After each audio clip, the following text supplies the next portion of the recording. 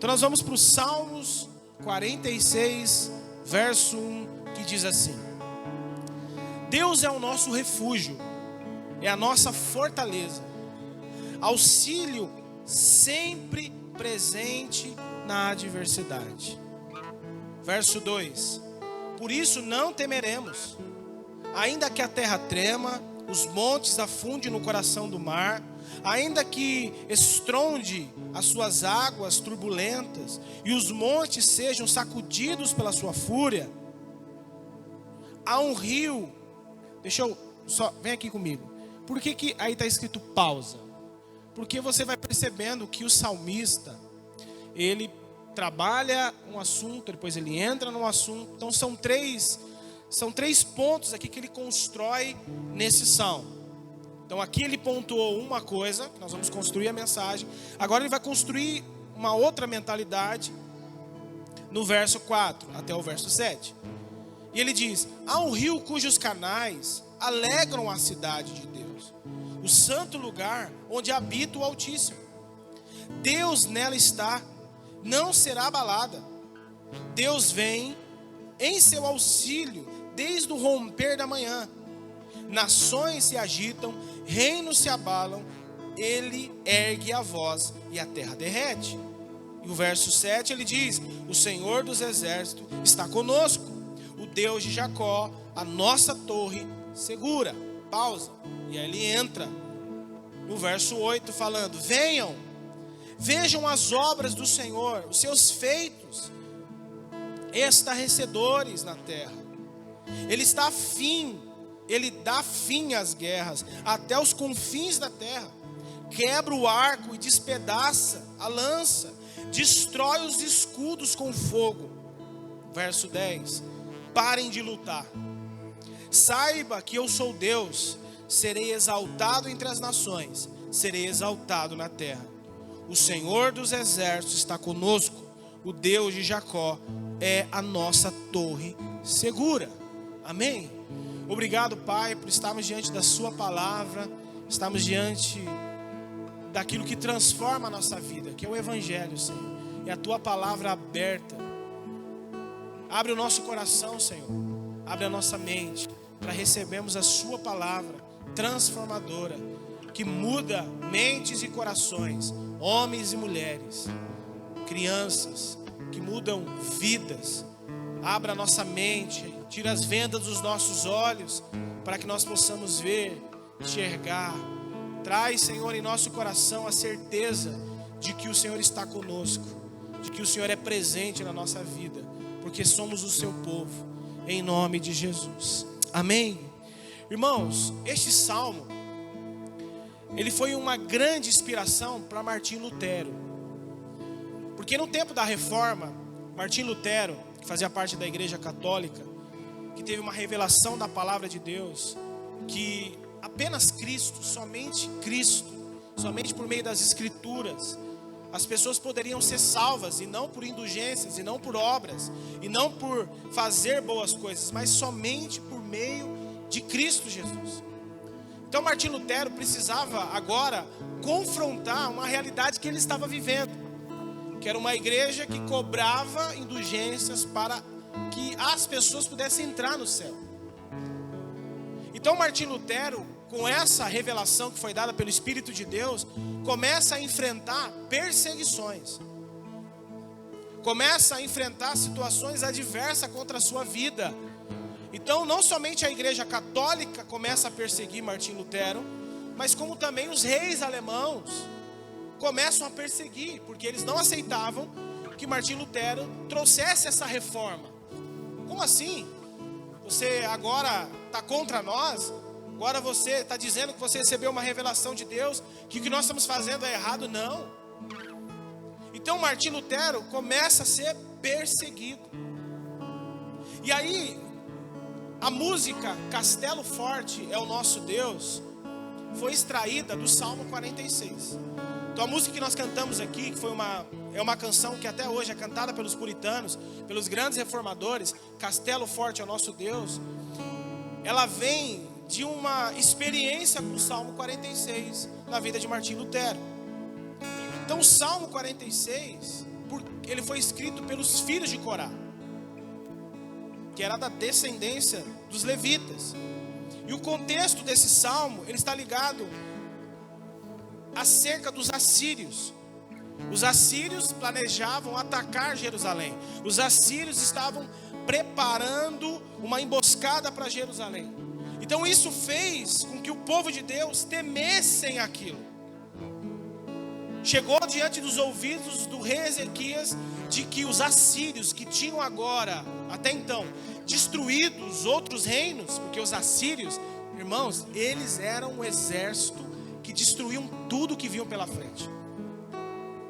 Então o rei dos assírios, ele escreve uma carta para o rei Ezequias, que era o rei de Jerusalém, dizendo: olha, nós vamos invadir Jerusalém, nós vamos destruir vocês, como nós fizemos com os outros reinos. Então aquela mensagem chega ao povo de Jerusalém. Então imagine, irmão, imagine nós aqui como igreja, recebendo uma carta aqui a toda a igreja, dizendo assim: olha, os inimigos virão contra nós, e os que virão, eles são poderosos. Eles destruíram outros reinos, e provavelmente nós somos minoria, e nós seremos amassados, destruídos por eles se eles vierem contra nós. Então, irmão, imagine receber uma notícia dessa. É claro que isso vai causar pavor, temor. Isso vai causar um monte de situações em nosso coração desanimadoras. Ficaremos tristes, abatidos, porque agora nós estamos diante de uma situação difícil, como eles estavam. E diante desse medo, diante dessa realidade que o povo de Deus estava para enfrentar, Deus usa um rei, o seu rei, chamado Ezequias, o rei que reinava sobre Jerusalém. Para quê? Encorajar o povo. Então esse rei diz àquele povo que estava sendo ameaçado, que estava prestes a ser destruído, que eles não deveriam temer as adversidades que cercavam a eles. Pelo contrário, eles deveriam confiar em Deus. Então, ao invés de eles temerem as más notícias, ao invés de eles temerem aquela ameaça que o rei da Síria estava fazendo sobre eles, o rei estava dizendo: não temam essas coisas, não temam as adversidades, não temam o que podem fazer contra nós, apenas confiem em Deus. E isso não foi, irmão, e não é uma realidade somente para o povo de Israel, não é uma realidade somente para esse povo que estava cercado pelos seus inimigos. E isso também é uma realidade para nós como igreja hoje, porque, repito, a gente tem visto, ouvido notícias ruins todos os dias.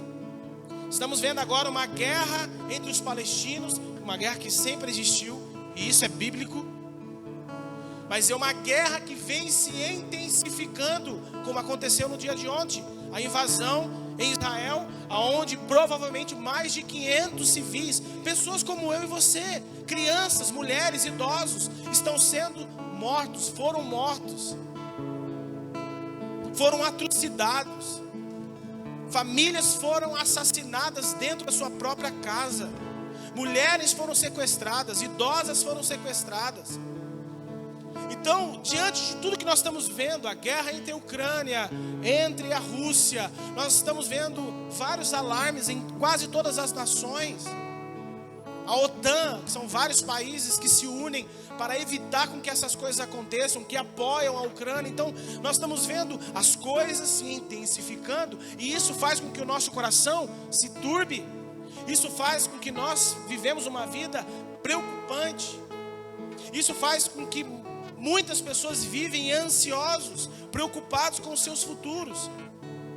Então não era uma realidade aqui, não era uma realidade apenas para ele. Também é uma realidade para nós no dia de hoje. Porque diariamente nós estamos vendo coisas que estão nos trazendo insegurança, medo nos nossos corações.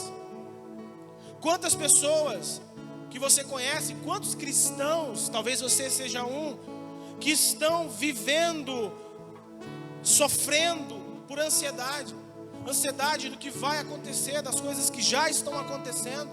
Talvez você seja um cristão que esteja vivendo uma vida de ansiedade, preocupado com o futuro, preocupado com o que vai acontecer, preocupado com seus filhos, com medo do futuro, medo do que está acontecendo e ainda vai acontecer. E nós cristãos não podemos temer nada e ninguém, igreja. Não devemos temer o presente e nem o futuro, porque nós somos o povo de Deus, amém? Nós somos o povo de Deus, e nós precisamos ter a convicção de quem é o nosso Deus. E é isso que o rei Ezequias, juntamente com os filhos de Corá, quer deixar claro para aquele povo, que eles deveriam ter a convicção de quem é o nosso Deus. E muitas vezes nós temos essa dificuldade, porque nós deixamos o nosso coração se abater, deixamos a nossa fé esmurecer, por causa dos problemas, por causa das lutas, por causa das coisas que estão acontecendo. Mas nós não podemos, irmãos, nos esquecer quem é o nosso Deus, quem é por nós, quem está ao nosso favor. É o Criador do céu e da terra, e Ele tem em si todo o poder. E é isso que o rei Ezequias quer deixar claro para o povo, que estava temendo os inimigos que o cercavam. Ele diz no verso 1, vamos lá para o verso 1. No verso 1 ele diz: Deus é o nosso, o que Ele é o nosso, irmão? Refúgio. A palavra refúgio significa abrigo, ou seja, Deus é o nosso abrigo. Quando está chovendo, você está sem guarda-chuva, uma chuva que está acontecendo, o que você faz? Você procura o quê? Um abrigo, um lugar onde você possa achar segurança. E é isso que a Bíblia está dizendo. Deus é o lugar onde nós encontramos o que, irmão? Segurança, proteção. Amém? Deus é o nosso refúgio. Ou seja, é nele que nós encontramos segurança, é nele que nós encontramos proteção, porque Ele é o nosso refúgio. Então, quando nós precisamos de um refúgio, quando nós precisamos de proteção, a gente não procura isso em governo, a gente não procura isso em pessoas, nós procuramos o nosso refúgio no Senhor, porque Ele é o nosso refúgio, é o nosso abrigo. Mas o texto não diz apenas que Ele é o nosso abrigo, ele diz que Ele é também a nossa, vai para o texto, a nossa fortaleza. A palavra fortaleza significa força, poder. Antigamente, a cidade de Jerusalém, as cidades antigas, elas existia uma fortaleza em volta dela. E aqueles muros impenetráveis, muros potentes, fortificados, que era quase impossível de ser invadido por baixo. E o que a Bíblia está dizendo? O que o salmista está dizendo para aquele povo que estava temeroso? Ele diz: o nosso Deus é a nossa fortaleza, Ele é a nossa força, Ele tem todo o poder. O nosso Deus que está conosco é poderoso. É isso que o salmista está dizendo. E ele continua, vamos para o texto. O nosso Deus é o auxílio sempre presente na adversidade. Irmão, isso é poderoso para nós, para mim e para você. Ele está dizendo aqui, irmão, o nosso Deus é aquele que nos ajuda de vez em quando. É isso que o texto está falando? É um Deus que nos ajuda quando Ele quer. É um Deus que nos ajuda, sei lá. Não, o texto está dizendo, Ele é auxílio sempre presente na adversidade. O nosso Deus é um Deus sempre presente, irmão. Eu quero que você fale isso para o seu irmão. Fala para o seu irmão, o nosso Deus é auxílio sempre. Não é de vez em quando, é sempre presente na adversidade. Amém? sempre. E isso tem que mudar a nossa maneira de pensar sobre Deus. Porque tem muito crente que fala assim: essa desgraça está acontecendo na sua vida. Aí a gente começa a duvidar da presença de Deus na nossa vida. A gente começa a questionar a presença de Deus. Não, o texto está falando: Ele é auxílio sempre presente na adversidade. É claro que isso está condicionado a um posicionamento, e eu vou falar um pouco mais para frente. Aqui está relacionado a uma posição, a uma atitude que nós devemos ter, e eu vou trabalhar isso mais para frente. Mas aqueles que estão posicionados, que estão vivendo, que eu vou tratar com vocês um pouco mais para frente, têm o auxílio de Deus sempre na adversidade. Ele diz: auxílio sempre presente. E é isso que você precisa, irmão, ter essa convicção no seu coração. Ezequias está dizendo: mesmo que as condições não sejam favoráveis, que os inimigos nos cerquem. Vai lá para o texto, olha o que nós vamos ver aqui. Vai para o verso 2. Por isso não temeremos. Aí ele diz: ainda que a terra treme, os montes se afundem no coração do mar, ainda que estronde as águas turbulentas, os montes sejam sacudidos pela sua fúria, ainda que aconteça todas essas coisas, ainda que nós vivemos ou viveremos essas coisas, Deus é auxílio sempre presente. Mesmo que a terra trema, mesmo que os montes se afundem, as águas fiquem agitadas, mesmo que venha a pandemia, não temeremos, diz o texto. Por isso não temeremos. E por que não temeremos? Porque Deus está no controle. Por que não temeremos? Porque Ele está controlando todas as coisas. Ele tem o poder de controlar tudo e todos. É Ele que fala. E quando fala, tudo se submete à sua voz. É isso que o texto está dizendo. Tudo está no controle, irmão. Ou seja, ele sabia que Deus estava com ele, irmão. Ele diz lá no verso 7, vamos para o verso 7. Vamos para o verso 4. Ele diz: há um rio cujos canais alegram a cidade de Deus. Ele está falando da Nova Jerusalém, o santo lugar onde Deus habita, ao Altíssimo. Muitos falam que é Jerusalém, onde Deus habitava, no templo, onde a presença dele estava na arca. E aqui ele diz: Deus está nela, não será abalado. Deus vem em seu auxílio desde o romper da manhã. Ou seja, Deus não se atrasa, Deus, ele age.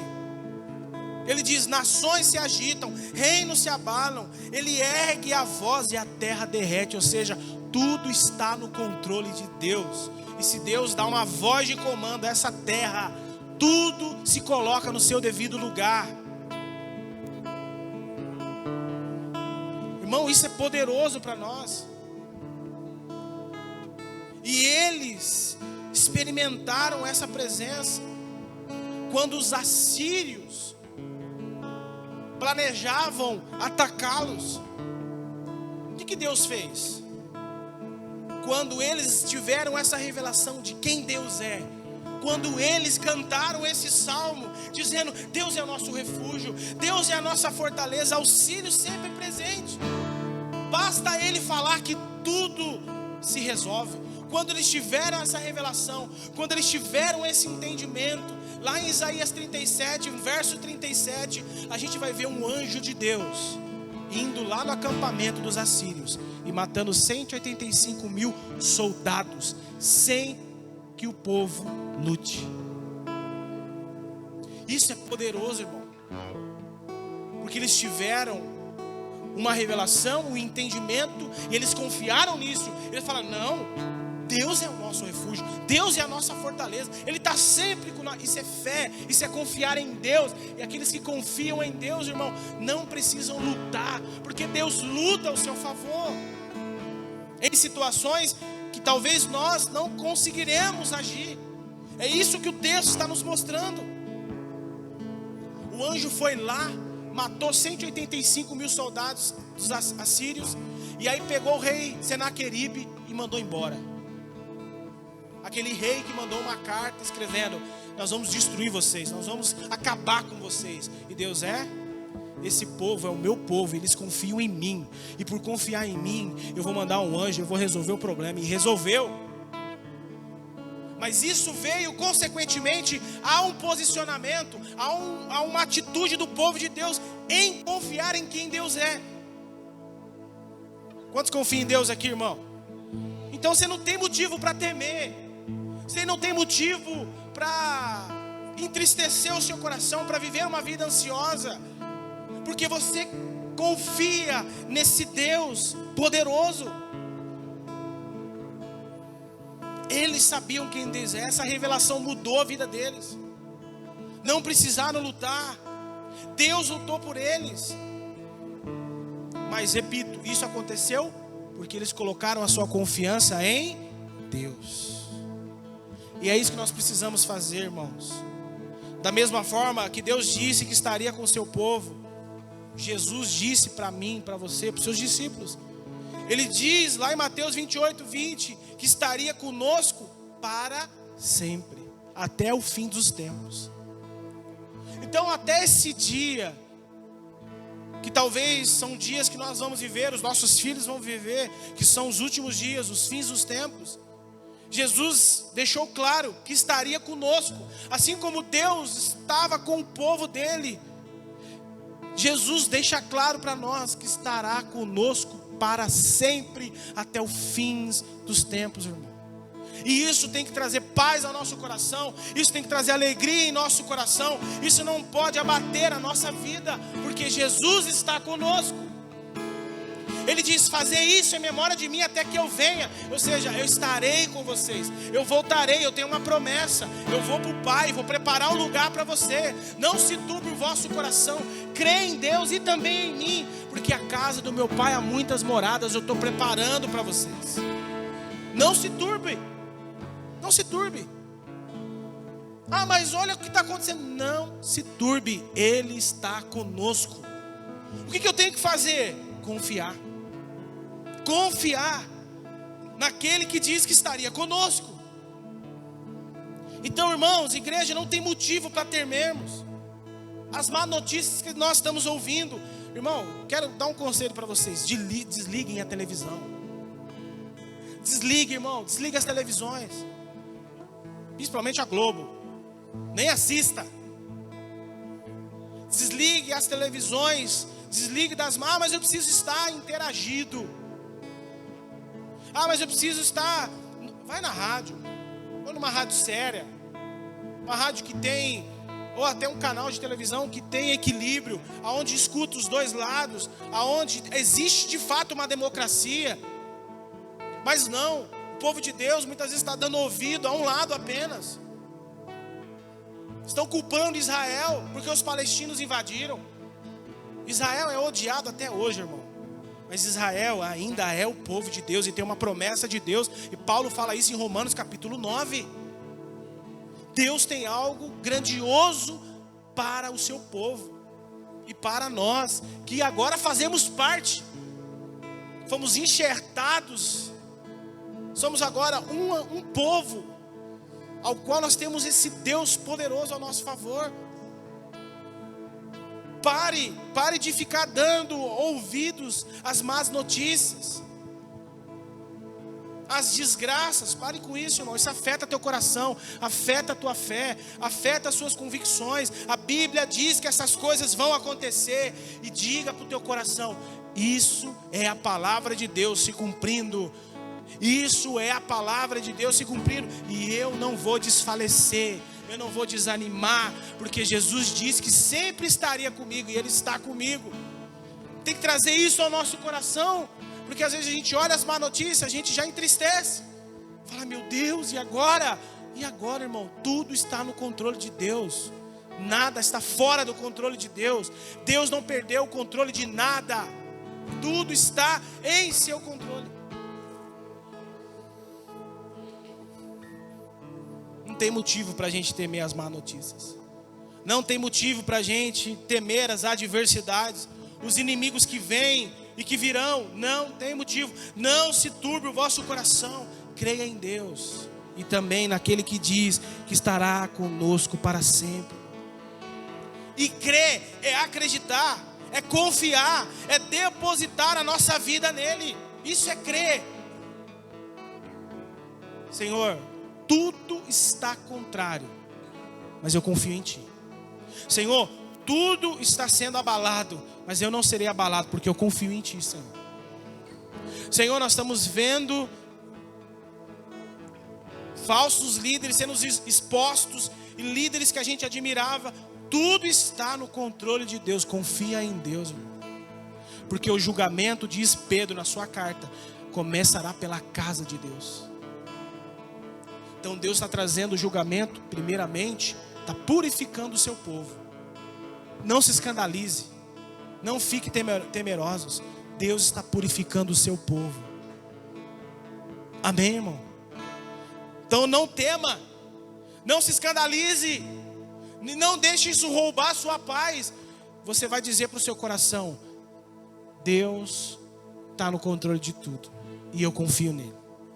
Se isso está acontecendo porque Ele permitiu, se isso está acontecendo porque Ele permitiu e eu confio em Ti, Senhor. Eu continuarei depositando a minha vida no Senhor.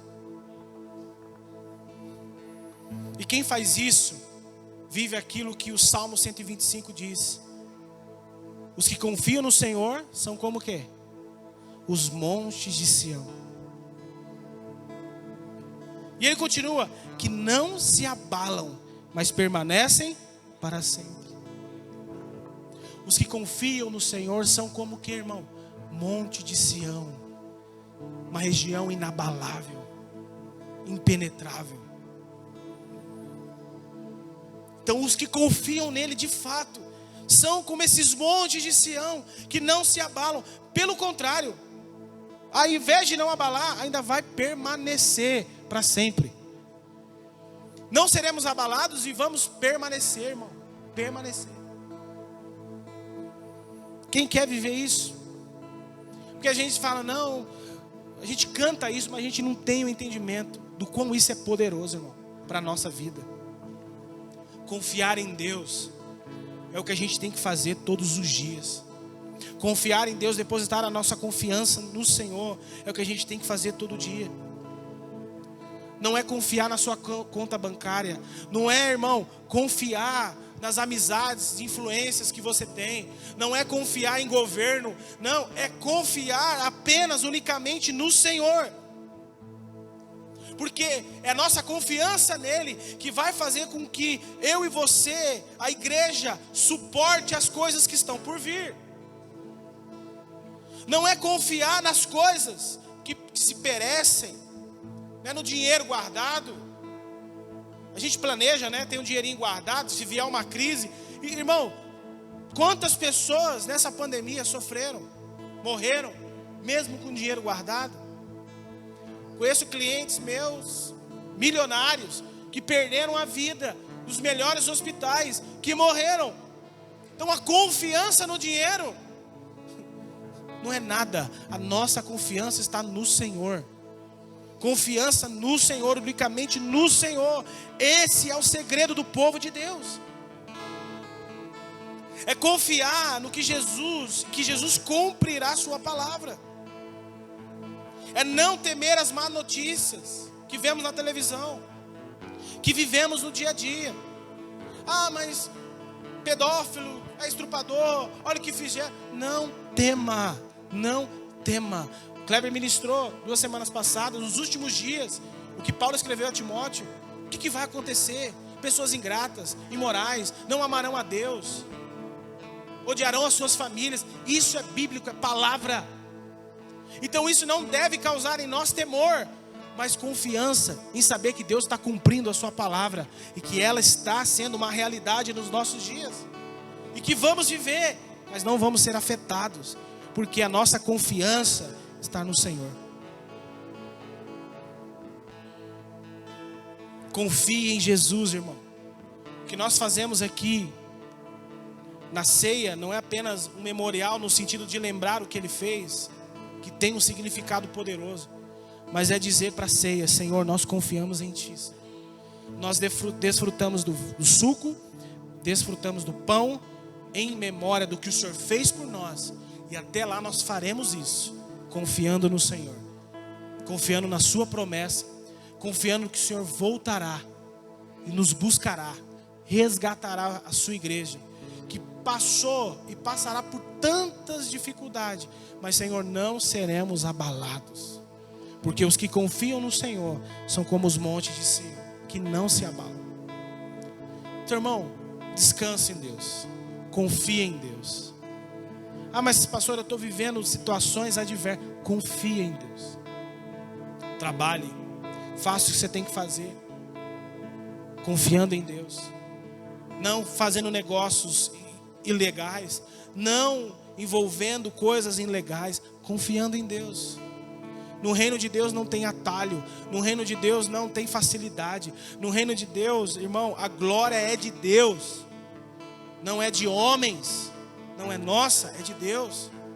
Porque quando nós saímos da adversidade, quando nós testemunhamos, irmão, quando eu quero ouvir um testemunho, quando eu escuto um testemunho, eu espero que aquele testemunho glorifique a Deus.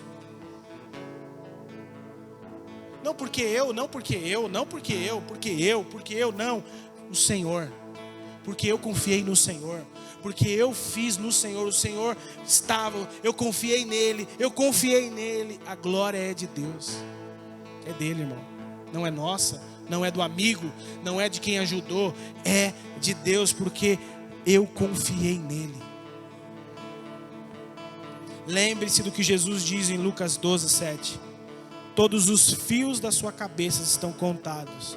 E ele continua: por isso não temas. Lucas 12:7. Tudo isso aqui está contado. Claro que é uma figura, é uma linguagem figurativa, mas o que ele está dizendo é: está tudo no meu controle, nada está fora do meu controle. Por isso não temas. Então o que nós vamos fazer nesse momento? Cear com esse entendimento. Tudo no mundo, irmão, está indo de mal a pior, e vai piorar. Não temas, não temas, descanse em Deus, confie em Deus. Ah, mas a situação que eu estou vivendo está de mal a pior. Confie em Deus. Deus está ensinando alguma coisa, Deus está trabalhando nisso. Confie em Deus. Fala: Senhor, eu não estou entendendo por que eu estou vivendo isso, mas eu confio em Ti, Senhor. Eu confio no Senhor e sei que o Senhor está fazendo isso para me aperfeiçoar. Eu confio no Senhor. Senhor, meu casamento está vivendo isso, eu não consigo entender. Talvez o Senhor quer me ensinar alguma coisa. Sim, eu quero te ensinar. Confie em Deus, porque Ele quer aprimorar o teu relacionamento. Amém, igreja? Confie em Deus. Você pode falar para o seu irmão: confie em Deus. Amém? Mas é de verdade, mano. Porque esse povo confiou em Deus. Esse povo disse: de manhã, irmão, presta atenção, o que você vai orar? Salmo 46. Pega essa semana. Ou quiser ler outros salmos que tem o mesma linha, leia, mas leia. Você vai declarar isso, proclamar isso ao seu coração e à sua mente. Eu já disse isso algumas vezes. Às vezes que eu tive crise, o que melhorava a minha crise? Liberar palavras. Isso não é nada, isso vai passar. Eu sei que o Senhor está me guardando, eu sei que o Senhor está me protegendo.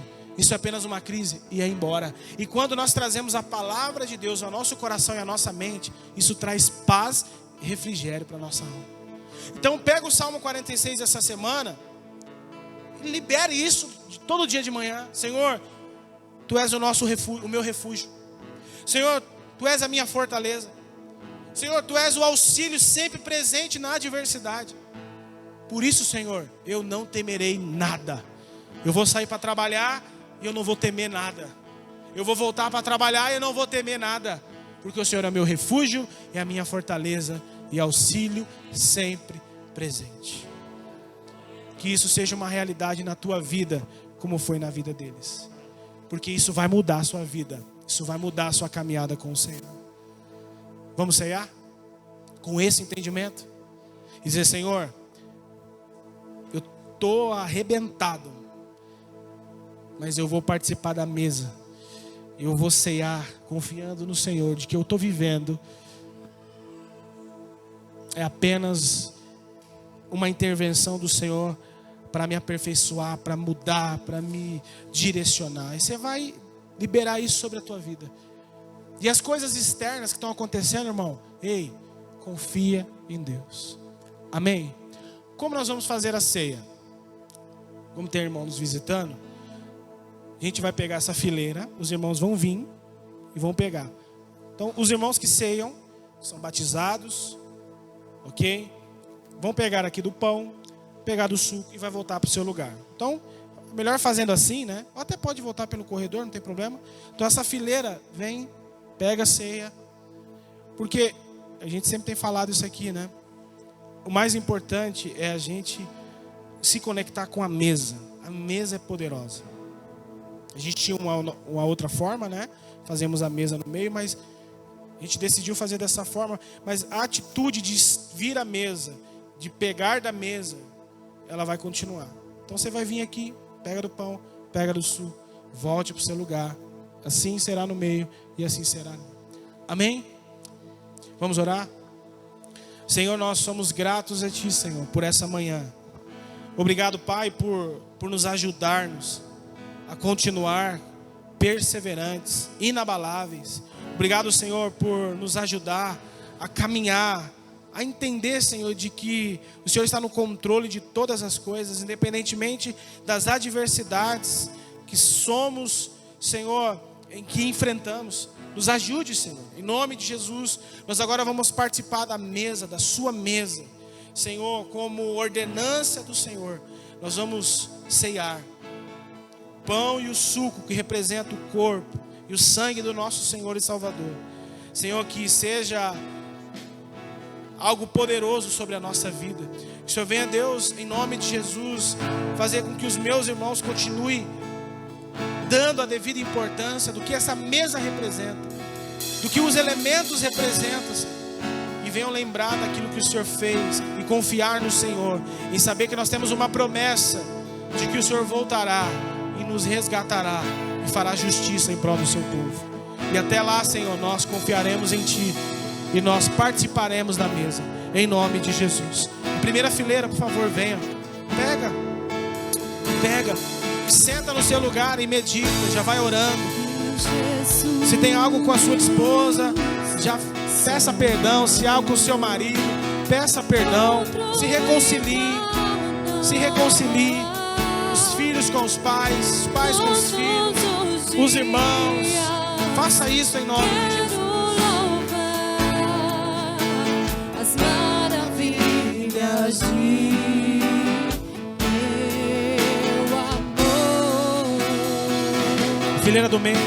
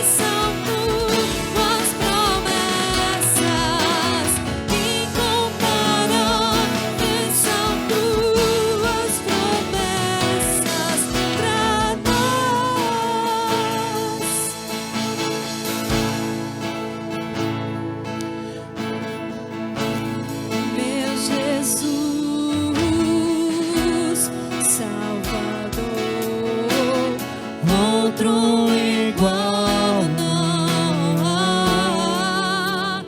Todos os dias quero louvar as maravilhas de teu amor.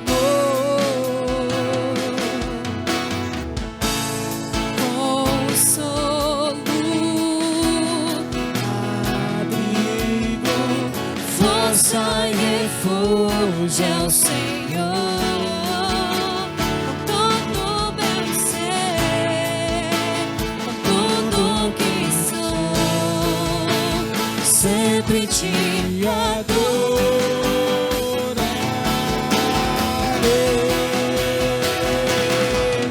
aclame ao Senhor toda a terra e cantemos poder, majestade, louvores ao Rei.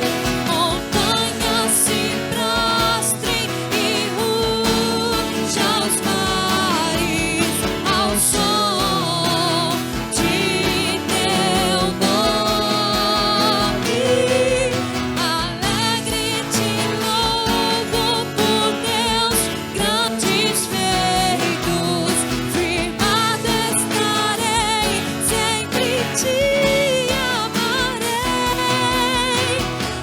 Incomparáveis são tuas promessas. Incomparáveis são tuas promessas. Incomparáveis são tuas promessas. Incomparáveis são tuas promessas pra nós. Aleluia. Vamos ceiar. O louvor pode descer. Vamos ceiar juntos. Amém.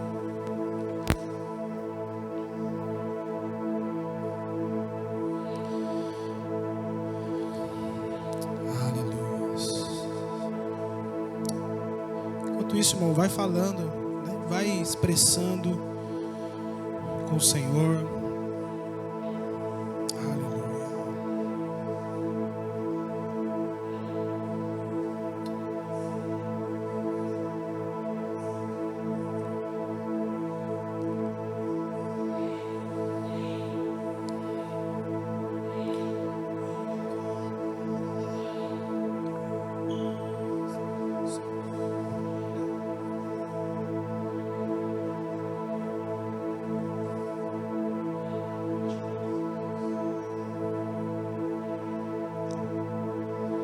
Aleluia.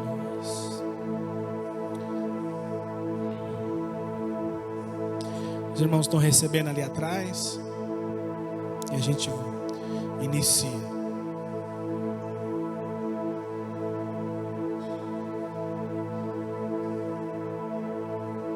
Glória a Deus. Pega do pão. Vamos ceiar nesse momento. Senhor, estamos aqui, Pai, cumprindo essa ordenança de fazer isso até que o Senhor venha.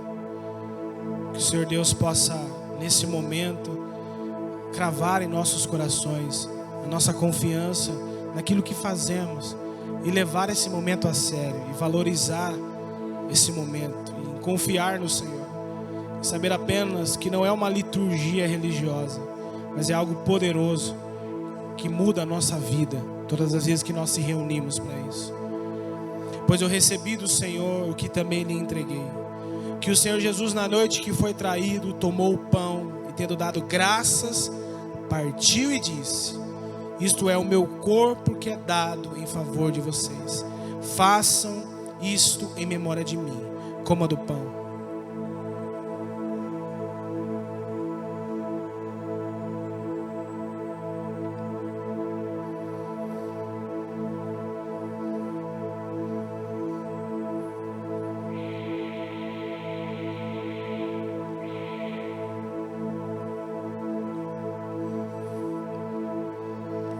Senhor, nós cremos no poder da mesa. Nós cremos no poder que a ceia tem, Senhor. Nós somos gratos a Ti, Senhor, por ter suportado dores, sofrimentos e rejeições para nos redimir, para nos fazermos amigos de Deus, Senhor. O Senhor teve que sofrer, o Senhor teve que passar por todo o flagelo em seu corpo. O que nós fazemos agora, Senhor, é um ato de gratidão. Gratidão em saber, Deus, que o Senhor foi obediente até a morte e morte de cruz. Uma morte sofrida, uma morte totalmente, Senhor, horrorosa, mas não é isso que nós queremos nos apegar, Senhor. Nós somos gratos a Ti por ter suportado. Somos gratos a Ti por ter sofrido em nosso lugar. Obrigado, Senhor, porque foi por causa das Suas pisaduras que nós fomos sarados, sarados do pecado, sarados da iniquidade, da imoralidade. O Senhor nos sarou por meio das Suas pisaduras. Nós somos gratos a Ti, Senhor, por podermos desfrutar dessa mesa, em nome de Jesus. Da mesma forma, depois da ceia, Ele tomou o cálice e disse: este cálice é a nova aliança no meu sangue. Façam isso sempre que beberes em memória de mim. Porque sempre que comeres desse pão e beberes desse cálice, vocês anunciam a morte do Senhor até que Ele venha. Beba do suco.